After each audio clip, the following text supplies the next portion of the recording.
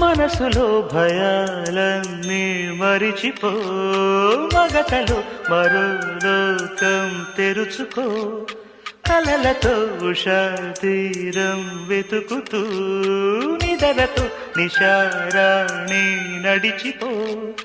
చిటికలోన చిక్కబడ్డ కటిక చీకటి కరిగిపోక తప్పదమ్మ ఉదయ కాంతికి.